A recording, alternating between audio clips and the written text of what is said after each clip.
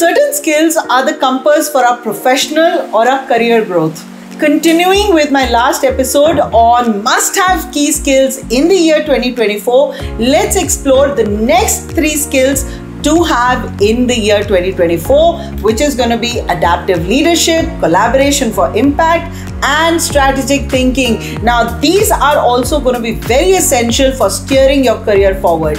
As we adapt for constant change, or as we adapt to constant change, rather, collaborate for transformative outcomes and strategically plan for our future, these skills not only become very valuable but indispensable. Hello everyone, this is Sonia, your friendly neighbor, mentor, coach, guide. Take me whosoever that you want. Explorer of new ideas and lover of coffee for sure. So let's get started with today's Thinking Out Loud Thursdays on the must-have these 3 key skills in the year 2024. The first one, let's look at adaptive leadership.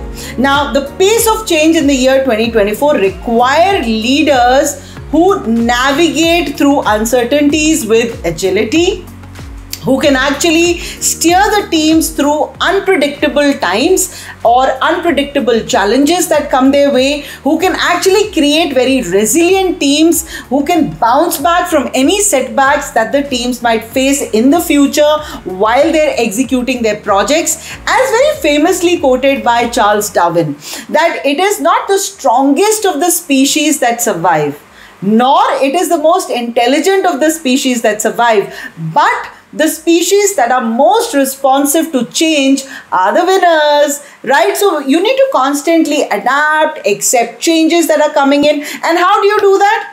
When you start embracing a growth mindset, when you start accepting that if I want to grow in my career, if I want to move forward in my career, then I need to accept any obstacles that are coming my way. If I have to scrape whatever project that I was doing, so whatever hard work that I put into that project, but if it's not needed in the current time, then I have to change my direction. I need to look at, okay, fine, the new project that is coming in, maybe that's the way the market is going, and that's the way my customers will be more happy, and that will actually see my contributions grow in a very larger space.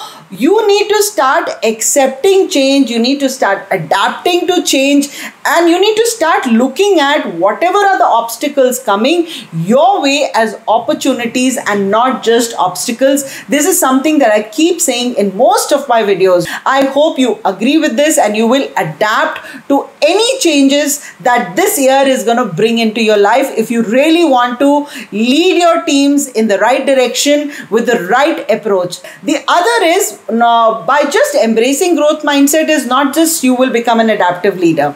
With that, you need to lead by example as well. So what if your team sees that our leader is very adaptive to changes, whatever the direction the senior leadership is bringing in, our leader is more enthusiastic because our leader is open to learnings, the leader is curious all the time, okay, let's try this, let's try that. And if your team sees the leader being so active and so innovative and always looking at, okay, how can we change these things, how can we bring in some more freshness to the whole idea, that's when the team will also feel motivated to it. If the team sees that any new change that is coming from top to bottom, our boss is not okay with that, then how can the boss expect the team to be okay with the changes that are coming in? So you need to start leading by example. Set the right example to your team by you yourself first becoming an adaptive person to any obstacle, any unpredictability, any uncertainties that are coming your way.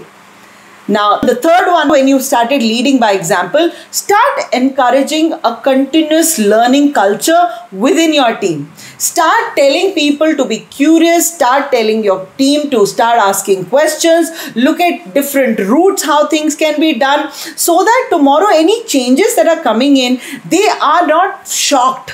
They are not like taken aback. Okay, fine. When you start practicing you start establishing a very continuous learning culture within your team, the team also starts becoming very curious. How can we move forward? How can we grow as individuals? How can I better my skills in a particular way, which will contribute even more to the whole project, so that, we all can then meet the milestones that are actually being set for us. So please, when you start creating a continuous learning culture, when you start leading by example, when you start embracing a very growth mindset, is when you start becoming adaptive as an individual, and then you start becoming like an adaptive leader as well. Because I would want you all to grow in your careers. Today, if you're an executive, I want you to be a manager. If you're a manager, I want you to start leading a good team. When you start leading big teams, I want you to be head of the departments, right? Make a resolution for this year, how you would like to move forward in your career. And when you've made that resolution for yourself, you will see yourself aligning to that goal that you've set for yourself. Number 2, let's speak on collaboration for impact. Now, diverse perspectives and collaboration efforts, they foster what? What do they bring in? They foster innovation, they enhance your problem solving skills and drive collective success. As very famously quoted by Helen Keller's, alone we can do only so little, but together we can do so much. Do you agree with this? I completely agree. Today in most of my points that I'm saying, I'm adding these quotes because they are so motivating as well. So please look at collaborating for a maximum impact or a maximum output that you can get. And how do you do that? When you start fostering inclusivity, when you start hearing what the other team members have to say, when you start hearing what are the ideas that they are bringing on table, when you start accepting other people's ideas, which means you are fostering inclusivity. So whatever is the larger plan that you're making, when you start including other people's opinions in that larger plan, what are you doing with that? You are motivating them to start thinking out of the box and start contributing in a more effective manner. You're encouraging them to open up as professionals and start contributing in a better way in the project or for the larger success of the overall organization. Start looking at other people's opinions, value whatever opinions that they're bringing on table. Don't thrash them, okay, this is a बेकार का idea दे रहे हो यार, छोड़ दो इसको. ऐसे मत बोलो. Start encouraging them. Start valuing their inputs as well. Number 2, start strengthening your communication skills. Because this is when you start communicating in a very clear and an effective manner, be it whatever way of communication that you're doing, whether it's a team meeting that you're doing or whether it's one-on-one communication you're doing, whether you're communicating through a presentation or you're writing an email or you're using any collaboration tool which is provided by the company, as long as you very clearly put forth your ideas and you communicate in the right manner and you ensure that what you're saying is exactly what other people have understood, that's when you will start collaborating for a maximum impact. When you're very clear, you're also leading to seamless collaboration within your team as well, right? The third, what you can do for collaboration for impact is when you start recognizing your individual team members' strengths and their weaknesses.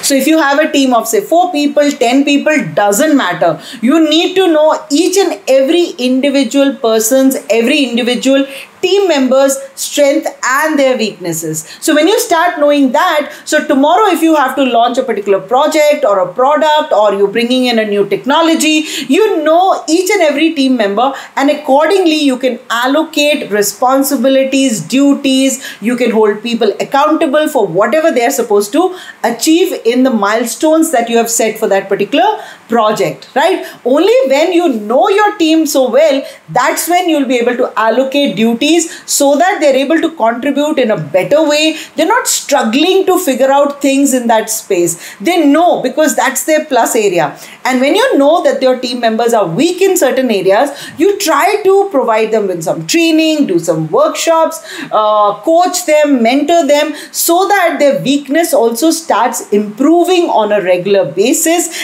And that's when the team will also feel motivated that, okay, fine, I was not aware that I could achieve this, but I've been able to do that because I've got such a wonderful boss, or the company culture is such that they are accepting me for my weaknesses and they are giving me things that I can actually contribute in a better way. So you need to recognize everybody's strengths and weaknesses so that you're able to collaborate for maximum impact and you're able to get a better output from your team. Right? The third one is strategic thinking.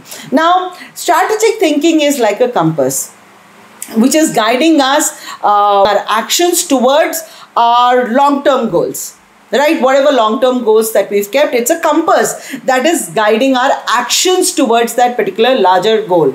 Now, we need to start, how do we become a strategic thinker? Because you must have heard in your company, wherever that you're working, sometimes people will come and tell you, oh, you're not strategically thinking. And you must be thinking in your head, what is strategically thinking? What am I not doing right? Come on, tell me. No. So strategically thinking is nothing but you need to start anticipating what are the future trends, what are customer expectations out of whatever the company products that you're launching, or whatever is your product or service that you're bringing in. What are the customers expecting? What are the customer experiences that you will stand out in the market? Study the competition. That's when you'll be seen as a different company who actually brings in products and services that have more value for the customer. You start anticipating, maybe you're looking at a different packaging strategy or a pricing strategy or a customer experience strategy that you're bringing in. So whatever that you're bringing in, you start thinking as a different person.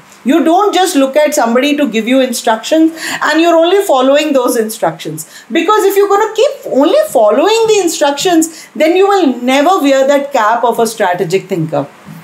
So don't do that. So look at what is the objective of the company or objective of the product that you're bringing into market, and how is it going to benefit the company, the customer, and you as an individual or you as a team member.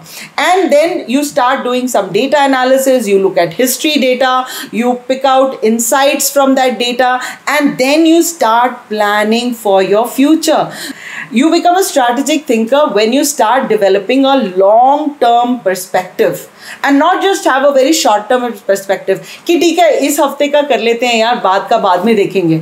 No, if you have to be a strategic thinker, you need to start developing a very long-term perspective of things at hand. You need to start thinking long term and not just short term कि हफ्ते हफ्ते का देख लेते हैं, रोज रोज का देख लेते हैं, ठीक है चलेगा. No. You need to start doing that, because if you want to grow in your career, then you need to start, behaving like one as well. You need to include this quality inside you as well. And the other, what you can look at is stay informed. Like I said about stay informed as to what are the trends, what are the customers speaking, what is the digital space, what is your brand looking like, any feedbacks that you're getting.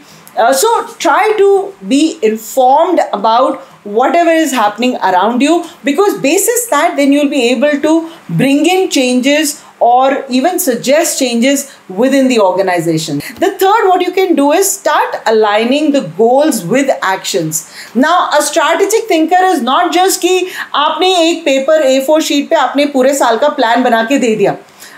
You have to also start looking at that the action, the right action is taken on that as well. So a strategic thinker is not just a person who only makes long-term plans or who has a long-term perspective, but also someone who believes in putting those plans, putting those perspectives into action as well. They should be actionable things that are done as well. So a strategic thinker is actually a person or a individual who has a long-term perspective, who is informed about the market trends, and who aligns the goals of the organization, of the team, with some actions which are required so that you're able to achieve whatever milestones that you're keeping for yourself. On this note, I'm going to end my Thinking Out Loud Thursdays. I hope you loved the content that I shared with you here. And if you did, please do like, comment, and share my video. And I would like to just end this video by saying, let's embrace the opportunity for growth, foster collaboration, and strategize or strategically plan for the future.